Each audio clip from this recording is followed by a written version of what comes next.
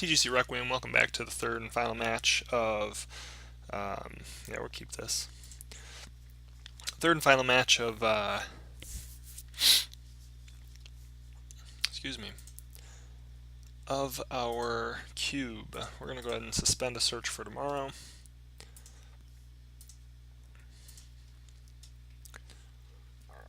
Excuse me. It's going to get our Hedron archive here, which makes this hand look a lot worse.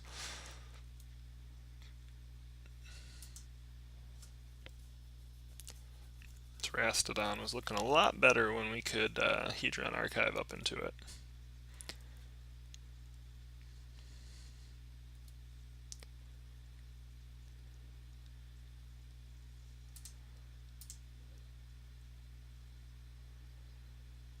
And I think we're going to get the island here.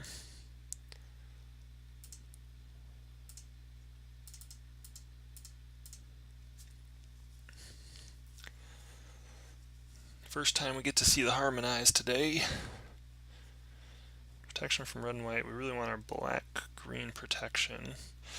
I think we're just gonna run out Nissa.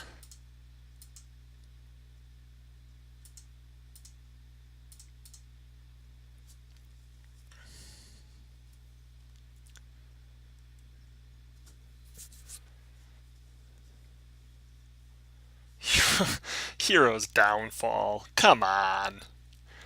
You gotta be kidding me.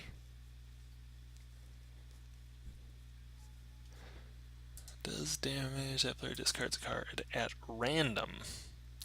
Well, in that case, let's make the most of this turn. That was stupid. We could have actually triggered landfall.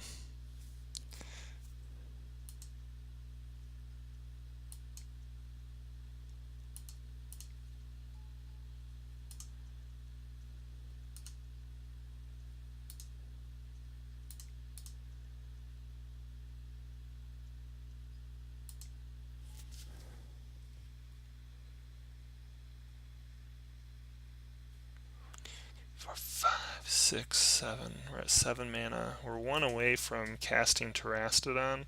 I think we actually just jam the Nest Invader down his throat here. And gladly trade that.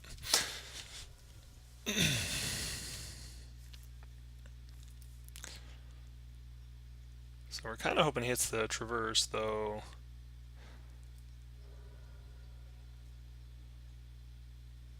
That means we have to naturally draw land here.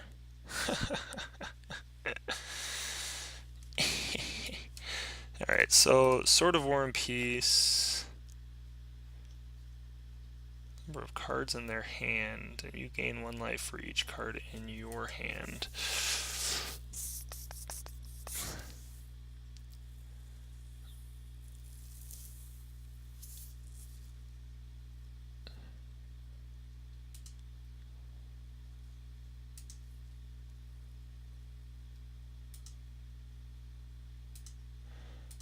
So we are just going to blow up his lands here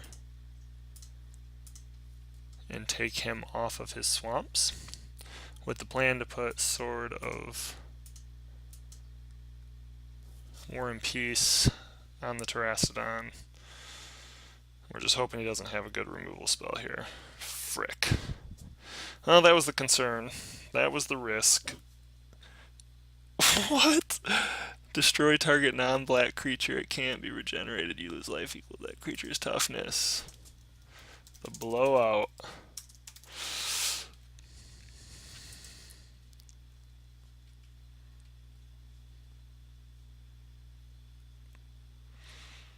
I don't think we really want to blow up the swamps now.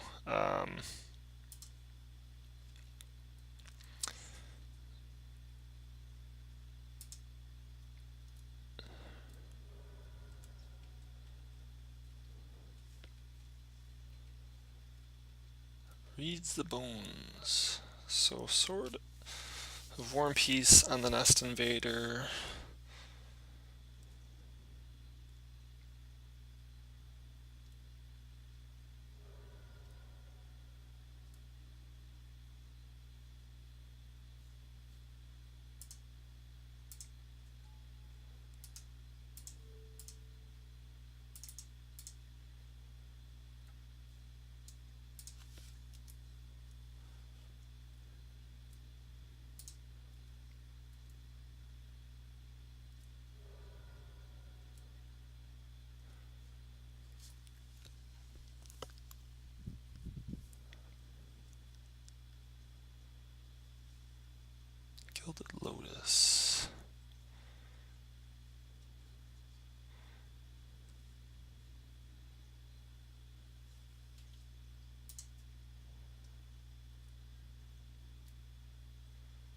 So at this point we have lethal because we have Kessig Wolf Run turned on. Can attack with all 3 creatures. So we get the win here. That was a pretty quick one. Went for the blowout. Almost got completely blown out ourselves. So we're definitely bringing in the other sword. I actually think we're okay to keep the first sword in. Again, we're going to make a little flip here.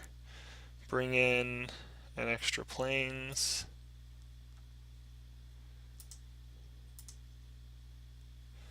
And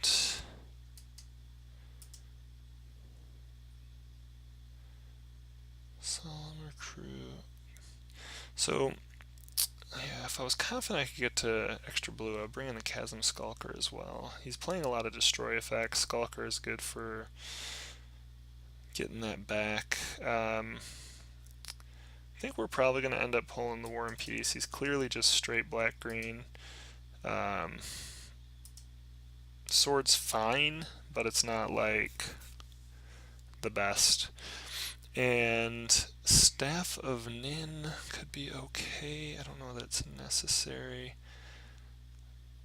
Cure being able to recur creatures could be pretty big here. I think Oracle's going to be a little weak though.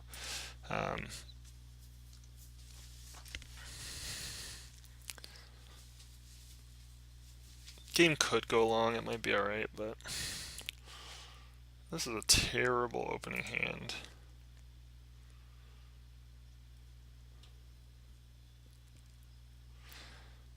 Well, with the mana, I think we kind of got to keep it.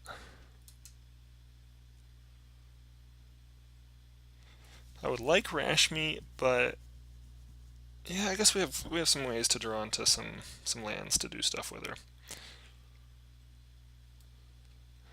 Go and take that Gideon.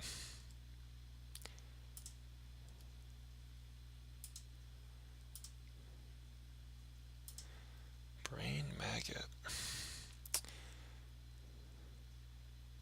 I would assume he takes the Rashmi just, yeah.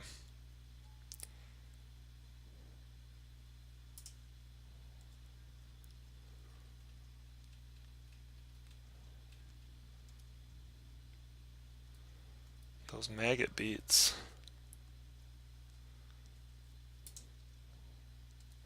So at some point here we're going to be able to start creating creatures with Westvale Abbey, which is nice. If he doesn't get anything to rip our hand, we will get an activation off Rampaging Baloth.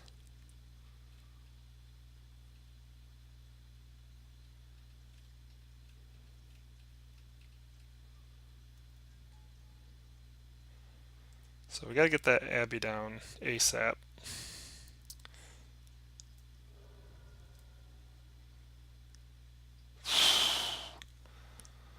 Man, if this works out, Hypnotic Spectre, take one of the lands. Yes!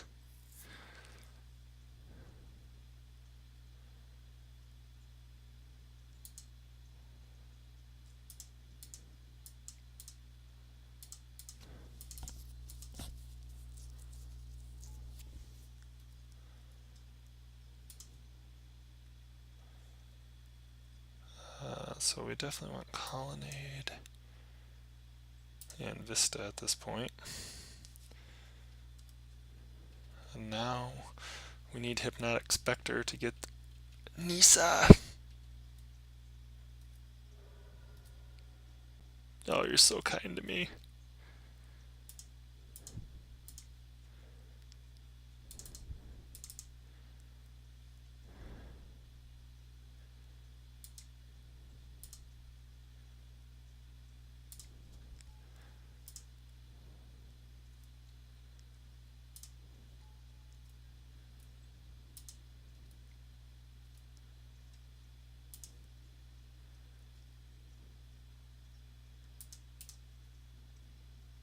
Yep, opponent just concedes. Primetime's going to throw out a ton of tokens, and that is how that landfall mechanic is supposed to work out. Yeah, so we got a quick 2-0 there. finishing. Wow, that's really funny that those last games went so fast after the first ones went so long. So the finish is 2-1. So I've done 3 leagues so far. First one, I went essentially 1-1-1. I did end up losing on the draw. Um, had the game, but we had a super long grindy black green mirror game.